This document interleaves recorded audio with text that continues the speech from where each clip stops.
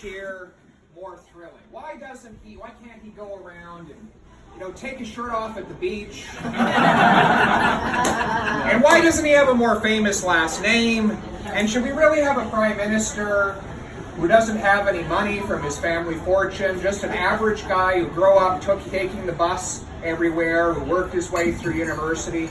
Don't we need a famous international celebrity as a prime minister?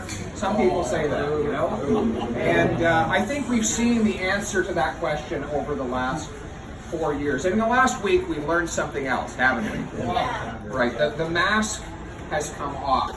The paint went on, and the mask came off. We realized that it wasn't just one time. It wasn't just 2 times.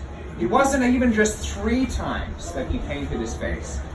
He paints his face with a different mask every single day, right?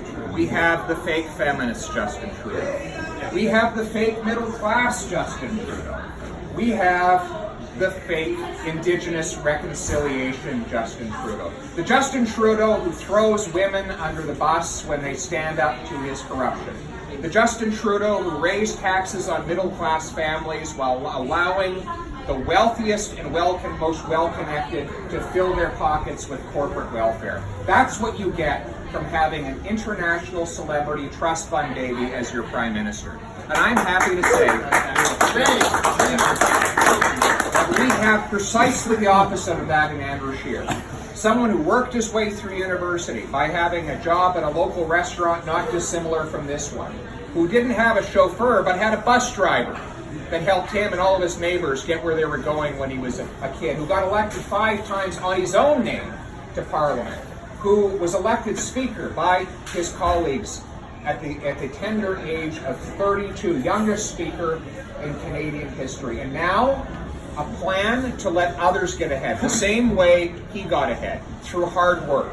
He's on the side, as Stephen Harper used to say, and Flaherty as well, of those who work hard, pay their taxes, and play by the rules. Those are the people we champion. Remember that. We're not doing this just to replace a red jersey with a blue jersey. We are doing this to fight for the everyday, ordinary people who make this country great, who work hard, who play by the rules, the people who are the backbone of our nation. We're on their side.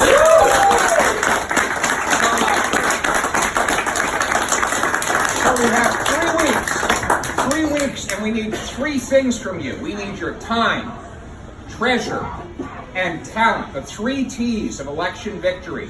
So don't give up. Pound on every single door. We cannot afford to lose this riding by a tiny margin. So get up every day and ask yourself, what can I do to make Todd my MP, and what can I do to make Andrew Scheer our Prime Minister? That is our mission, all of our mission, over the next 3 weeks. Don't let up. Now is the time that we set the course for our country. Don't give up. Stand with Todd now for the next several weeks, and for the next 4 years, Todd will stand for you. Can I just conclude with a little toast? In the great conservative tradition, remember Winston Churchill said, "Alcohol has taken much out of me, but not as much as I've taken out of it." Let's have a toast here to Jim Flaherty, to the legacy he leaves behind, and to the future we're going to build in his honor. Everyone, to Jim and to Todd. And one last thing.